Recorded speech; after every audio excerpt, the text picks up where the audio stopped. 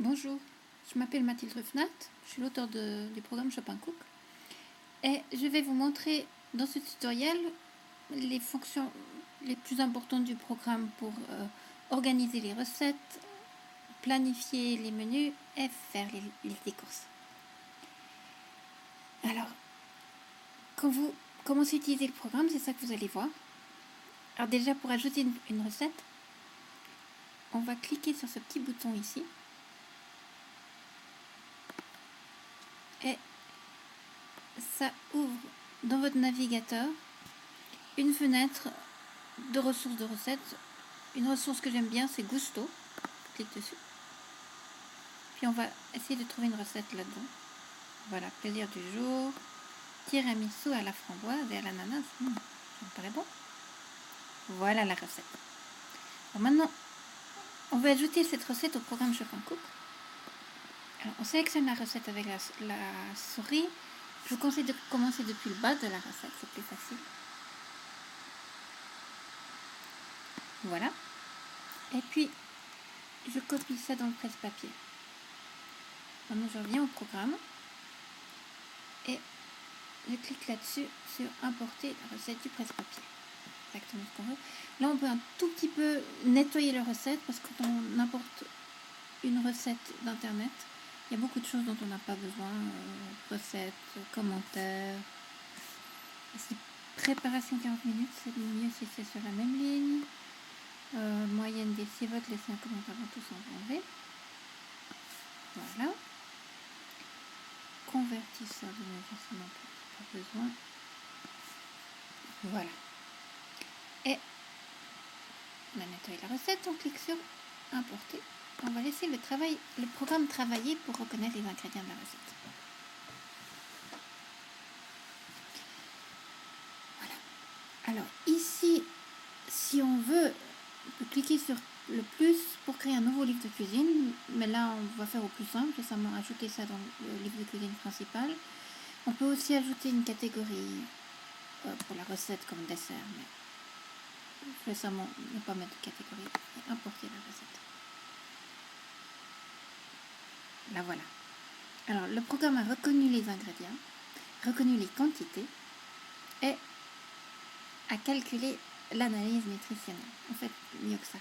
Ici, vous avez la liste des ingrédients pour faire une liste de courses et vous avez ici l'analyse nutritionnelle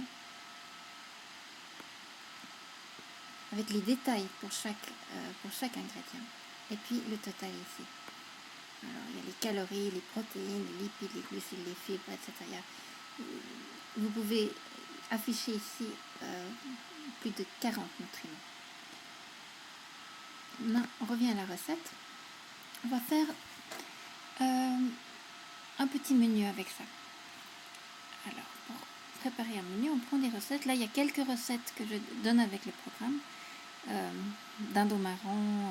En fait, c'est mon repas de Noël d'il y a 2 ans. C'est pour ça qu'il y a une dinde au marron là-dedans. Mais on va prendre ici le rôti de porc et on presse sur plus pour l'ajouter au menu. Vous voyez ici, il est apparu. Ensuite, peut-être un gratin dauphinois avec le rôti. Appuyez sur plus de nouveau. Et puis, notre tiramisu qu'on vient d'importer. Voilà, ça nous fait un menu. Alors, on va afficher ici le gestionnaire de menu. Là, on a un menu que pour un jour, mais en fait, on peut très bien faire des menus pour une semaine ou pour un mois. Ici, on clique sur article, on a la liste des ingrédients du menu et on peut seulement les ajouter à la liste de commission. Alors, on clique sur ajouter à la liste de courses et tous ces ingrédients ont été ajoutés et voilà notre liste de courses qui est ordonnée en catégories, alcool, articles de pâtisserie, fromage, etc. Et cette liste, on peut encore faire mieux. On peut cliquer là-dessus, télécharger vers accès direct et ça va ajouter cette recette à la base de données en ligne accès direct. Et depuis là, on peut la télécharger sur un iPhone, par exemple. pour aller faire les achats avec le iPhone. Alors pour avoir la liste des courses sur le iPhone, on démarre l'application Shopping Cook Lite, on clique sur liste des courses, voilà, et